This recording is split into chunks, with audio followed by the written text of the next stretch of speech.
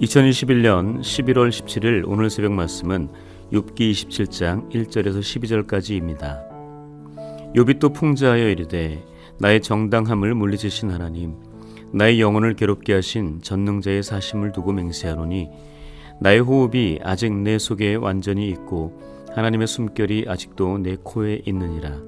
결코 내 입술이 불의를 말하지 아니하며 내 혀가 거짓을 말하지 아니하리라. 나는 결코 너희를 옳다 하지 아니하겠고 내가 죽기 전에는 나의 온전함을 버리지 아니할 것이라. 내가 내 공의를 굳게 잡고 놓지 아니하리니 내 마음이 나의 생애를 비웃지 아니하리라. 나의 원수는 악인같이 되고 일어나 나를 치는 자는 불의한 자같이 되기를 원하노라. 불경건한 자가 이익을 얻었으나 하나님이 그의 영혼을 거두실 때에는 무슨 희망이 있으랴. 환난이 그에게 닥칠 때에 하나님이 어찌 그의 부르짖음을 들으시랴. 그가 어찌 전능자를 기뻐하겠느냐. 항상 하나님께 부르짖겠느냐. 하나님의 솜씨를 내가 너희에게 가르칠 것이요 전능자에게 있는 것을 내가 숨기지 아니하리라. 너희가 다 이것을 보았거늘 어찌하여 그토록 무익한 사람이 되었는고. 오늘 본문 욥기 27장 1절에서 12절의 말씀으로 하나님의 숨결을 가진 자의 결단이라는 제목의 말씀을 전하겠습니다. 오늘 본문은 친구 빌닷의 제3차 논쟁에 대한 욥의 답변입니다. 욥은 인과응보의 프레임으로 정죄하는 친구들 앞에서 자신의 무죄를 계속 주장합니다. 한 걸음 더 나아가 하나님의 뜻을 제대로 알지 못한 채 비난과 정죄의 화살을 마구 쏘아대는 친구들을 비판하며 하나님께서 하시는 일을 가르쳐 주겠다고 말합니다. 먼저 욥은 친구들 앞에서 나의 하나님은 어떤 분이신지 본문 2절에서 나의 정당함을 물리치신 하나님, 나의 영혼을 괴롭게 하신 살아계신 전능자 하나님이라고 고백합니다. 욥은 하나님에 대해 나의 정당함, 나의 의로움을 빼앗고 물리치시고 나의 영혼을 매우 고통스럽도록 괴롭히시는 하나님이라고 하면서 마지막에는 살아계신 전능하신 하나님이라고 고백합니다. 하나님을 향한 이 고백을 잘못 접근해서 해석하면 하나님을 나쁜 하나님으로, 질이 나쁜 저급한 신으로 이해하여 욥이 하나님을 크게 원망하는 것만으로 생각할 수 있습니다. 그러나 욥은 비록 나를 지나치게 견딜 수 없을 정도로 힘들고 고통스럽게 하시지만 그 전능하신 하나님이 살아계신다는 것은 세상 역사를 주관하시고 개개인의 삶에 깊이 관여하시고 함께 하시는 하나님이라는 것을 말하고 있는 것입니다. 다시 말해 욥은 살아계신 하나님께서 지금 내가 당하고 있는 이 모든 상황에 대해 전혀 모르고 계신 분이 아니라 모든 것을 알고 계시고 하나님께서 친히 주관하고 계심을 인정하고 있다는 것입니다. 우리도 마찬가지로 내가 지금 겪고 있는 가정과 직장과 사업장의 모든 어려움과 원치 않는 질병의 고통, 또한 사람들과의 관계의 어려움 속에서 하나님은 침묵과 방관, 무관심과 버려두심이 아니라 그 모든 것을 알고 계시고 그 상황을 주관하시고 가장 선한 방향으로 인도하고 계신다는 것을 우리는 믿음으로 이해하고 인정해야 합니다. 우리는 지금 누구도 원치 않았던 코로나 시대 상황에서 매우 힘들고 지치는 믿음의 길을 걸어가고 있습니다. 그러나 그 길이 너무 좁고 협착하여 힘들고 괴로워 버티기가 버거울 때는 욥처럼 나의 정당함을 빼앗고 나의 영혼을 괴롭히시는 하나님이라고 소리칠 때도 있습니다. 그러나 하나님께서는 그런 나와 함께 하시며 나에게 버틸 힘과 용기를 주시고 반드시 이겨내길 기대하신다는 것입니다. 그 과정을 버텨내면 우리는 창조 때의 하나님의 형상을 회복하는 것에 한 발자국 더 가까이 갈 수 있지요. 오늘 본문 3절에서 욥이 고백한 것처럼 우리는 하나님의 호흡, 하나님의 숨결을 가진 자들입니다. 그 호흡이 없다면 우리는 영적으로 죽은 자들이고 하나님을 바라볼 수도 없고 다가갈 수도 없는 무가치한 존재에 불과합니다. 오늘 이 새벽 이 자리에 올 수 있다는 것은 내 안에 아직 하나님의 호흡과 숨결이 머물러 있기 때문임을 확신합니다. 그렇다면 하나님의 숨결을 가진 자는 어떻게 살아야 할까요? 오늘 본문에서 욥은 그것을 두 가지로 고백하며 결단합니다. 먼저 첫 번째, 불의와 거짓말을 하지 않겠다는 것입니다. 본문 4절이죠. 이 구절은 지금까지 욥이 했던 말이 결코 거짓이 아니라는 것과 자신이 하나님과 사람들 앞에서 결백하다는 것을 선언하고 있습니다. 욥은 자신이 진실이라고 확신하는 것에 대해 조금도 타협하지 않았습니다.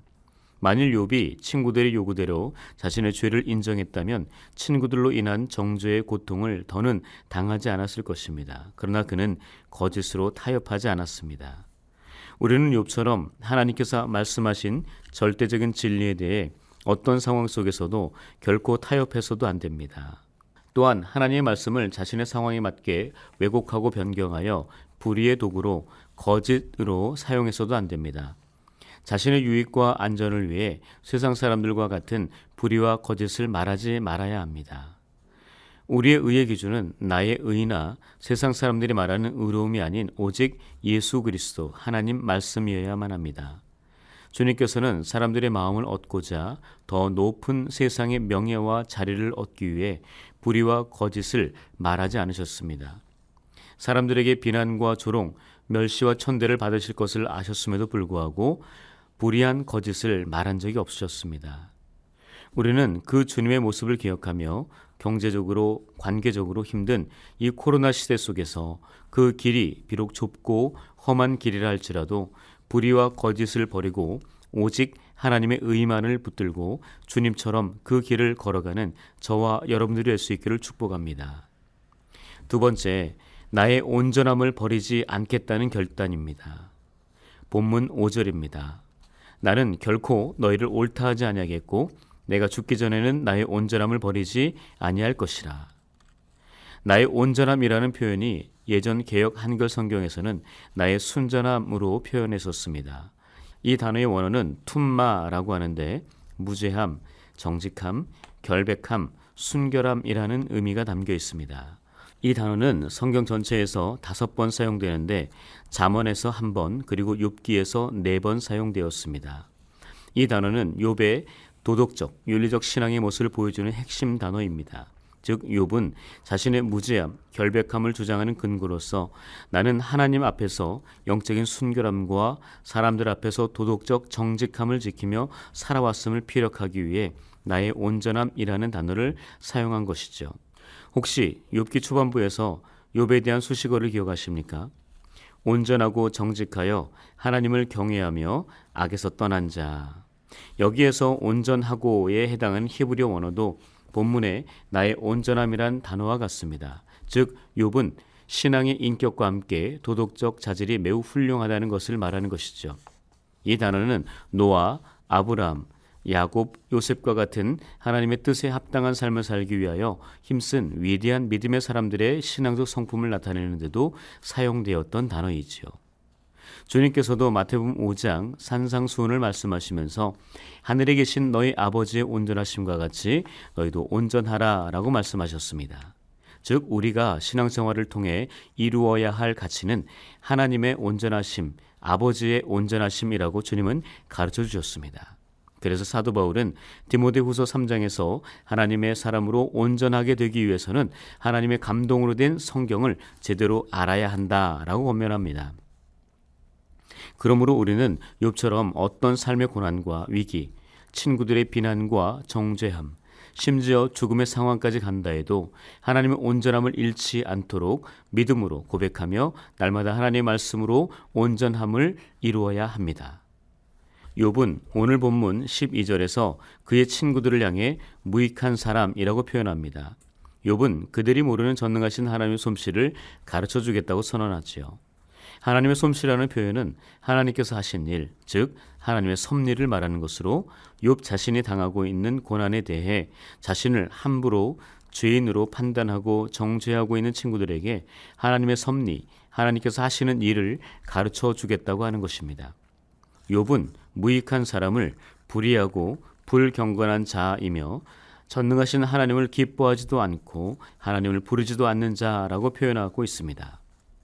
그러므로 우리는 단연코 무익한 사람, 허탄한 사람이 되지 않기 위해 하나님의 말씀과 그의 아들 예수 그리스도를 향한 순결한 믿음 안에 머물러 있어야 합니다. 아무리 하나님께서 우리의 정당함을 물리치시고 나의 영혼을 괴롭게 하는 고난과 시련을 주신다 해도 전능하신 하나님께서 함께 하시기에 결코 하나님을 대적하거나 하나님의 품을 떠나는 어리석은 행동을 하지 말아야 합니다. 우리는 하나님의 형상대로 지음받고 하나님의 호흡과 숨결로 완전하게 빚어진 하나님 최고의 작품들입니다. 그러므로 우리는 어떤 고난 속에서도 세상 불의와 타협하지 않고 거짓을 버리고 하나님의 온전함을 이루기 위해 말씀과 믿음으로 오늘을 살아내는 저와 여러분들이 될 수 있기를 주님의 이름으로 간절히 축복합니다. 기도하겠습니다. 우리 영혼에 참된 쉼과 만족을 주시는 주님, 우리의 모든 죄악의 짐 십자가를 짊어지시고 골고다의 언덕길을 힘겹게 오르시고 조롱과 멸시의 십자가 위에서 마지막 피 한 방울까지 남김없이 흘려주신 십자가의 다함없는 사랑을 이 새벽 다시 한번 기억하며 감사와 경배를 드립니다. 이제는 그 사랑을 받은 자로서 세상 가운데 담대하게 나아가 무거운 짐을 홀로 지고 살아가는 이들의 짐을 함께 지며 그 사랑을 손과 발로 나누고 베푸는 사랑의 사도 되게 하옵소서. 127년 동안 주님께서 맡겨진 사역을 신실하게 감당해온 연동교회를 위해 기도합니다. 이제 오늘부터 시작되어 3일 동안 진행되는 감사절 말씀 사경회를 통해 코로나로 인해 지치고 힘들었던 모든 성도님들이 꿀송이보다 더 단 말씀으로 치유와 회복, 자유와 행복을 누리는 은혜의 시간 되게 하옵소서. 강사 이재철 목사님의 신원을 붙드셔서 연동교회를 향한 주님의 음성을 듣게 하시고 그 말씀에 믿음의 순종으로 반응하는 교회 되게 하옵소서. 특별히 연동 사역 중심에 서 계신 김주영 위임 목사님을 붙드시고 지혜와 명철, 순결과 순종의 본과 능력을 충만하게 입혀주시사 무너진 교회의 영광과 장막을 힘있게 세우는 하나님의 사람 되게 하옵소서. 연동의 모든 사역이 위임 목사님을 중심으로 교육자들과 재직원들이 같은 말, 같은 마음, 같은 뜻으로 하나가 되게 하셔서 하나님의 기쁨 되는 교회 되게 하옵소서. 불안과 기대감으로 위드 코로나 시대로 접어들었습니다. 그동안 잃어버린 일상의 것들이 순차적으로 회복되게 하시되 무엇보다 주님과의 친밀한 관계, 말씀의 은혜, 예배를 통한 성령의 충만함, 찬양과 기도를 통한 영적 소통이 먼저 회복되게 하옵소서. 또한 코로나로 무관심했던 성도들 간의 관계가 속히 회복되게 하셔서 교회 생활의 기쁨과 행복이 넘쳐나게 하옵소서. 아울러 직장과 사업장, 가정의 모든 경제적인 부분도 주님의 손 아래에서 온전해질 수 있도록 축복하여 주옵소서. 특히 원치 않는 사고와 질병으로 몸과 마음이 고통스러운 성도님들과 가족들에게 치료의 광선을 비추사 모든 아픔과 고통, 영적인 눌림과 어두움의 그늘에서 속히 자유를 얻게 하여 주옵소서. 이제 내일이면 1년 동안 아니 수년 동안 준비해온 대입 수학 능력 시험이 있습니다. 그동안 간절하게 기도하며 땀과 눈물을 흘리며 내일 시험을 위해 노력한 사랑하는 우리의 아들, 딸 그리고 손자와 손녀에게 함께하사 시험에 대한 모든 두려움과 걱정, 지나친 조급함과 긴장감을 내려놓게 하시고 주님의 보호하심과 평안함 속에 시험을 치르게 하옵소서. 마지막까지 지식과 지혜, 끈기와 체력을 주셔서 자신이 준비한 만큼 좋은 결과를 얻을 수 있게 하시고 결코 포기하지 않는 은혜를 주시옵소서. 또한 취업을 앞두고 있는 청년들도 있습니다. 굳게 닫힌 직장의 문이 활짝 열려지게 하셔서 감사와 기쁨을 누리게 하옵소서. 오늘도 복음을 들고 우리나라를 비롯한 전 세계에 흩어진 목회자들과 선교사님들이 계십니다. 복음을 든 손과 발이 아름답게 하시고 그들의 땀과 눈물과 피를 통하여 하나님의 나라 확장되게 하옵소서. 이 모든 간구 살아계신 예수님의 이름으로 기도합니다. 아멘.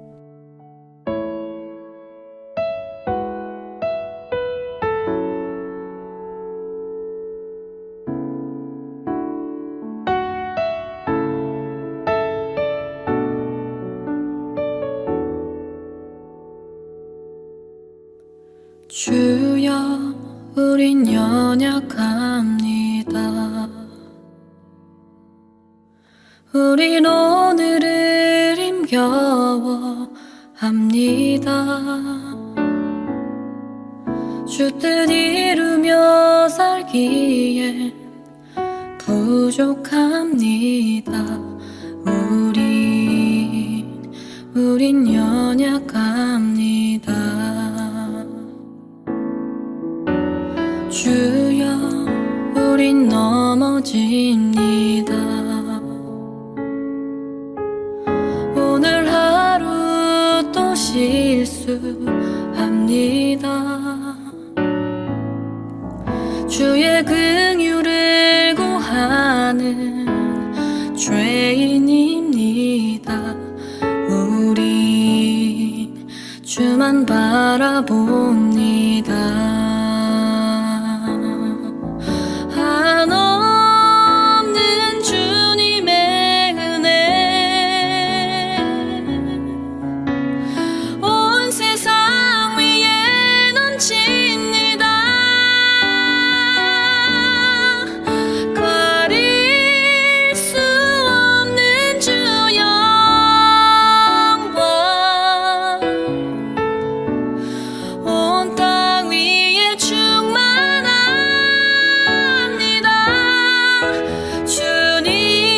주님만이 길이오니 우린 그 길 따라갑니다. 그날에 우릴 이루신 주는 완전합니다.